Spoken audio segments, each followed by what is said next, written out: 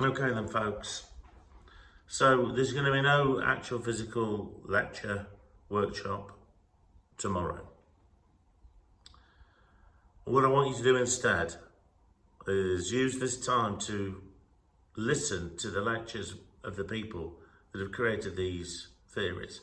So, for example, Bonter. Bonter explains about his background, about his theories in relation to the risk needs requirement model. He is the original source of this. So it's better that you listen to the original source, take some notes from his lecture interview and use them. Likewise, Shad Maruna, the developer of desistance theory. Listen to the interview podcast with Shad Maruna. Take notes. Write down what he says, why he did this, what he thinks. Again, this is like very, very good quality source material for your project. And then finish off, obviously, with Ward, the good LAWS model. These are the original people. These explain why they have done that. There's also, if you look on Blackboard, there's an interview with Fergus McNeil. So these are the people that have developed these theories. They are still alive, they're still going. It's not like Jeremy Bentham. These are still people that are active. Right, let's go back to your project then. So you've got 5,000 words, 500 words for the introduction, 500 for the conclusion. That gives you 1,000 words. Leave the introduction till last. Obviously the conclusion is a big part of the overall project, and you might want to put some recommendations in. You don't have to, but you can. Then what you are supposed to do really is 1,000 words explaining a case study.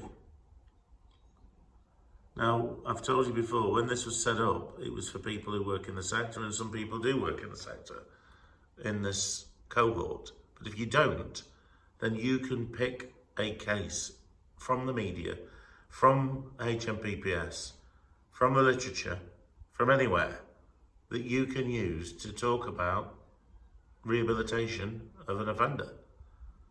It doesn't have to be successful, it can be rehabilitation that was unsuccessful. You can't just copy cases from semester one though. It needs to be something different. You can't sort of say, oh, I'm now doing Bendel at why rehabilitation didn't work. That's not what this is about. This is about picking a case, and you're supposed to anonymise the person and work through the case, explain what happened, what's the person done to rehabilitate, what's the state done to rehabilitate the person, and what happened.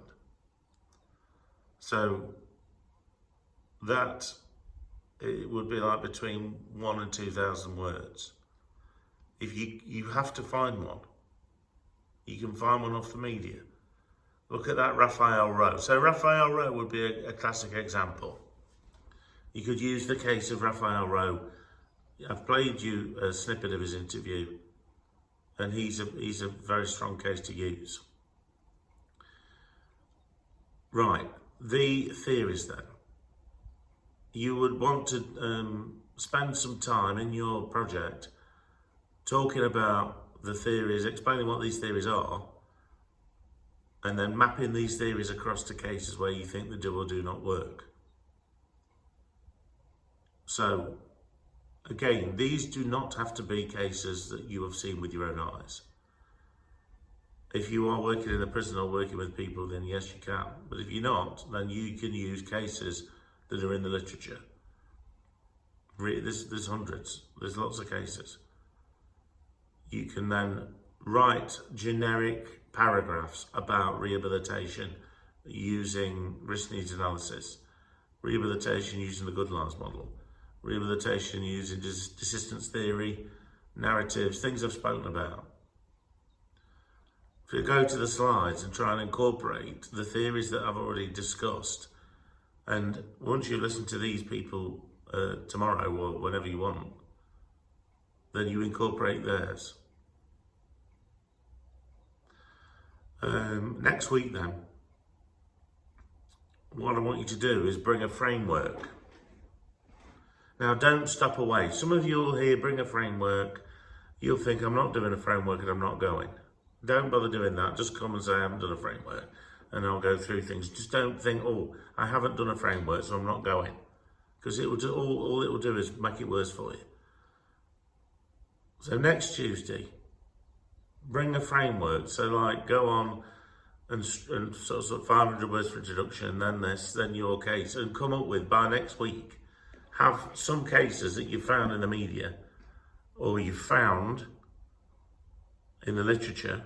I mean, you go on iPlayer, there's a program called Probation. There was a prison program about women in fostering. You know, you might be able to find an individual like Raphael Rowe and track a chronology of what their journey was. You know, you've also got characters that we did use in level 5, like Alan Lord, who was the instigator of the Strange Ways riots, and talk about his journey out of criminality into running a gym. Alan Lord.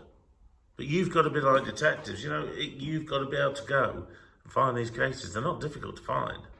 So you're looking for a case where somebody has committed like a serious crime, and then track their journey and look whether they were rehabilitated or not.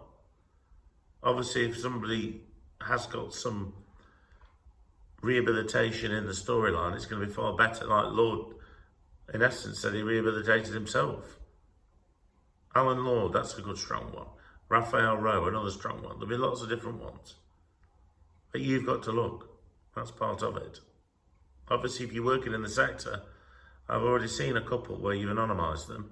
And yes, you can do like a reflective section. Like I've seen Cam's, where Cam has talked about her 2 offenders that she's discussed. And she has put like, I did this and I did that. Yeah, as a section of reflection, you can do that if you're working in the sector.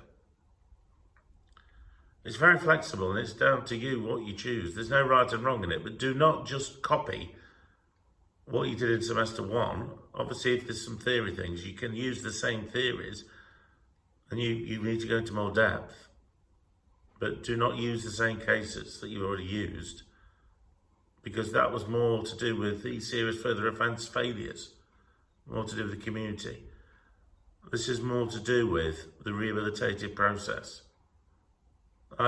Ideally, you want some discussion around where it has worked, I would think, or where people have desisted from crime for some reason and explained it why. Or in the case of Rowe, I don't think Rowe even was guilty. So he wasn't really, perhaps he just explains like the situation in prisons, how it affects people, how they would come to terms with being released. Alan Lord is an example then of where somebody who's very violent, very instrumental in the system, has sort of aged out of it. There are some examples where you can sort of look. There was quite a famous chap who's now died. He was like a gangster in Glasgow. He sort of aged out of criminality and became a journalist. His story is very interesting. I'll put that up on Blackboard. So this week, try and apply your mind to listen to these theories and to doing some digging around yourselves to find some cases. And then next week, we'll go over the framework and the assessment approach prior to the weeks of leave. Because we break up for 2 weeks. So that's my advice.